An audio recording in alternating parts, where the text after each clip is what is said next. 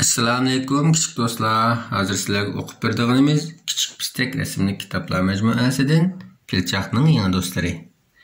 Qarang, bu Umar Pilchoqning tarjima qiluvchi Farida Mehmet.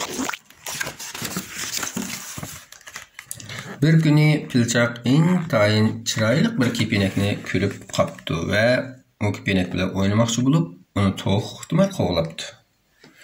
Kepinak uni bir önkürning oldiga akilib qo'yib uchib ketdi. U bir quruq önkür bo'lib, qaramoqqa nihoyatda azori ekan. Pilchoq darhol ayol bigmotlarni chaqirib kelib, ularga bu önkürni ko'rsatdi. Bigmotlar önkürni ko'rib yoqtirib qopdi ham darhol bu yerga ko'chib kelmoqchi bo'lishibdi. Bu chaqda Pilchoq bigmotlar bilan birga yashag'ili 2 oydan oshgan, daryoning atrofidagi barliq narsalardan tunishib bo'lgan va xeyli cho'ng bo'lib qolgan ekan. Hozir Pilchoq ayol bigmotlarning o'zining ota-onasi emasligini bilib bo'pti, lekin u buning qarorchilik deb o'ylabdi. Chunki ayol bigmotlar uningga shunday amroq ekan. Pilchoqmi ularga amroq bo'lib ketibdi.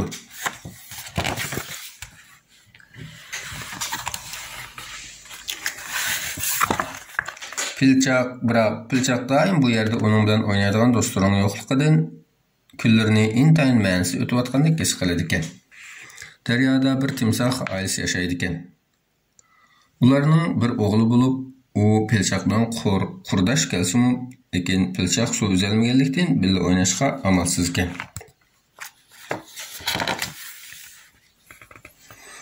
Yana bir sababi timsoh boshqalarning ayblanishga amroq bo'lib, Pilchoqni ko'rsalar, uni masxara qilib, "Ey, sen zodi pilmi yoki bigmutmi? Men sening nima ekanligingni bildim. Sen degan bigmut pil. Ha ha ha ha. Bigmut pil. Pakar semiz bigmut pil." deydi ekan. Nahaqinzani qis bo'lmaydi, a?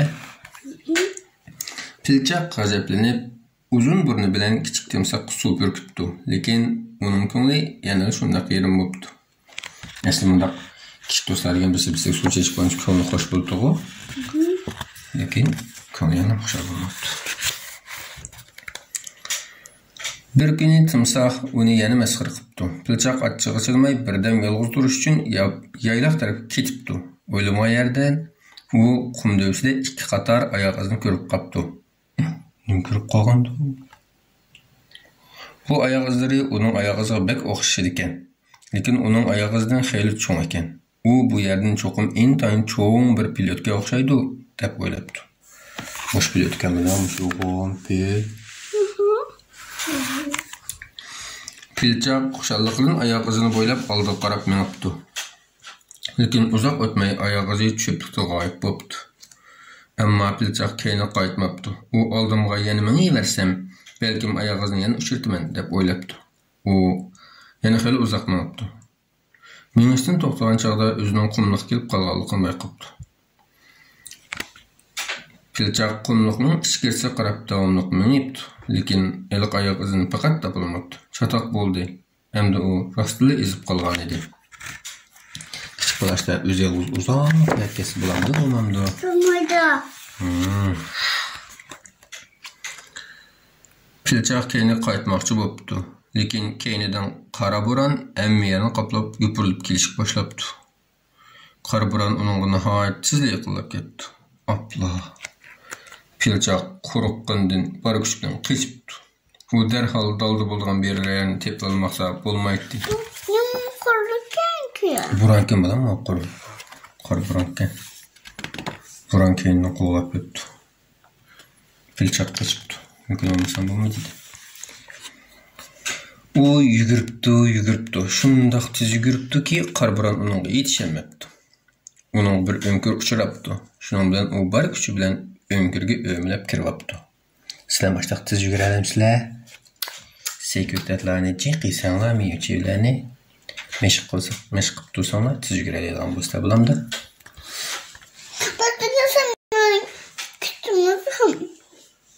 Undaq yo'lga chiqmaysizlar, sizlar. Önkürning ichida bir qumluq chashqin yashaydi ekan. Qumluq chashqin uni ko'rib, "Kirgin, bu yer intayin bexatar. Sen bir kichik pilg'u, bu qumluqni deb kelding", debdi.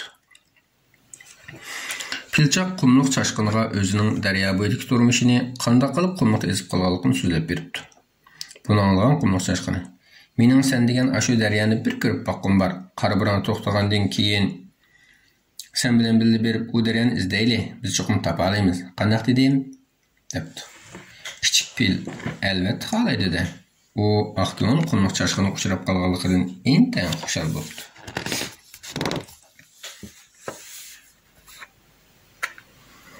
Alahazal birer saatdan keyin önkürnün sirti tinchlanibdi. Shuning bilan u ikkisi önkürdan chiqibdi. Qumluq chashqini to'rt atrofga bir qur qarayotgandan keyin: "Yura, biz avval taqqa chiqib qarab baqayli. U yerdan sen degan daryani ko'ra olsak ajab emas" debdi. "Voy, igiz ko'ram ya." Igizli bo'lsa adam jiraqni ko'radi. Ular tağının çoxusuga chiqibdi, lekin poyansiz qumluqdan boshqa hech nima ko'rinmabdi.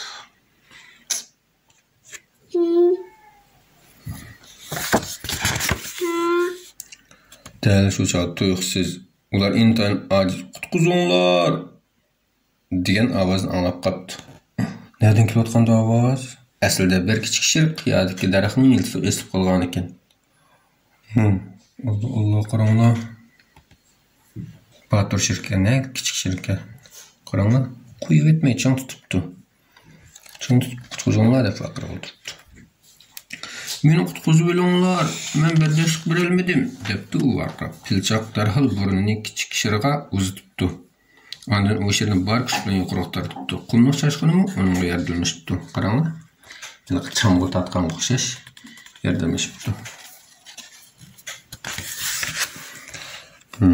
Bular qancha bo'ldi endi? 3 do'st bo'pti. Kichik shir 2 do'st, 3 do'st. Kichik shir qutib chiqqandan keyin xotirjam bo'lib, "Rahmat sizlarga, sizlar dal vaqtida keldinglar. Meni qarbiram bu yerga uchirib kelgan. Voy, bu qayerimdi" debdi. "Bizmi bilmadik" debdi Pilchaq 5-chaqab. "Biz bir daryani izlamoqchi, sen boramsa?" "Albatta borman. Men hozir shunda usab ketdimki, daryo suvining yerini ichitadigan deb qilaman" debdi kichik shir. "Bek usab ketgachga daryo suvining yerini ichitadigan deb qilaman" debdi. Rostli usab ketibdi. Bu üç kichik do'st o'zlarining mo'ljariga tayinib oldiga qarab mengishibdi. Qumluq chashqinni dumsiga Pilchaq qumluq chashqinni dumsiga chiqarib olibdi. Qaranglar. Otdek meni olibdi.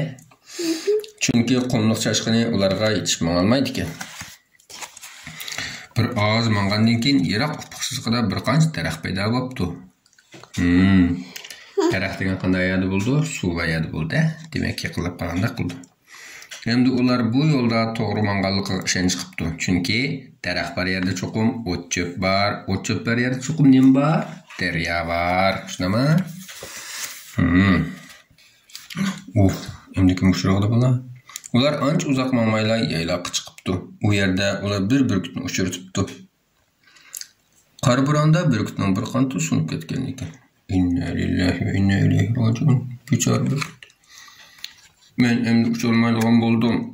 Sizlar meni olg'och ketinglar, bo'lmasa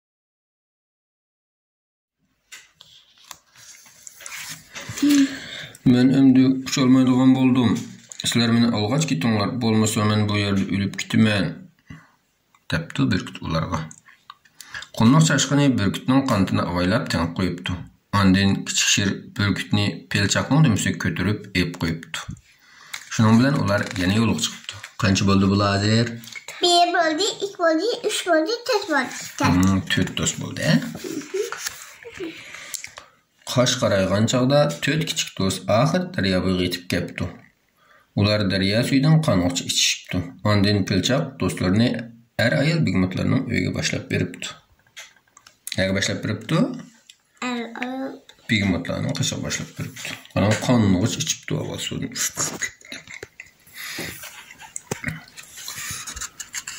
Pilchaq, sen oxiri qaytib kelding. Biz seni bek izlab ketdik, debdi ayol bigmot. Men qumluqqa bordim, ya'ni 3 do'stimni boshlab keldim, debdi Pilchaq. Ayol bigmot qumluq chashqini, kichik shir va burgutni qizg'in qarshibdi.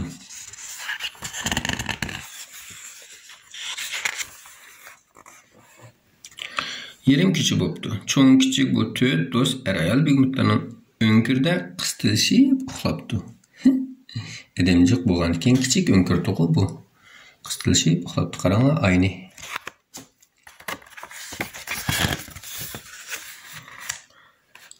Ersi timsah pılçaqning endi bir muncha do'stlarning birligini ko'rib, uni masxar qilishga jur'at qilolmabdi. Atrofingizda do'stlaringlar bo'lsa, ama yalnız bo'lmasanglar hech kim sizlarni go'zak qilolmaydi, masxar qilolmaydi. Shuning uchun do'stlaringlar bilan, qo'shnilaringlar bilan inoq o'tinglar. To'rt kichik do'st shunda xushhalolda mukishmak o'ynabdi. Buni ko'rgan kichik timsohning ichi qizib ketdi. Pulchaq intan kang qo'rsaqlik bilan uni birga o'ynashga taklif qildi. Kang qo'rsaq bo'lsak, yaxshi bo'ldi. Sen meni o'zingga o'tgandan o'ynamayman, demak, birga o'ynaylik keladi. Qumluq chashqini daryo bo'yida yangi bir önkür ko'rmoqchi bo'lgan ekan, kichik shir uningga yordamlashibdi. Ularning daryo bo'yidagi turmushi shunday ko'ngilli o'tishga boshlabdi. Burkutga o'xshaydi. Bir necha hafta o'tgandan keyin burkutning qoni saqib, butunlay asliga kelibdi. U qantini kirib, igiz osmonda parvoz qila oladigan bo'libdi. U doim intan yiroq yerlarga uchib borsa-mu, lekin yana har kuni do'stlarining yana qaytib keladi ekan. Pilchaq uningga uchayotganda pillarning izini kuzatib qo'yishni taxlabdi.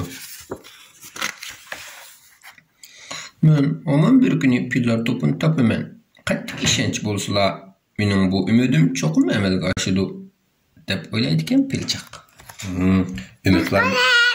Umidlar bo'lsa, cho'qim topamiz, arzuyimizga kelamiz. Bu kitimiz bilan tuydi. Allah'a emanet.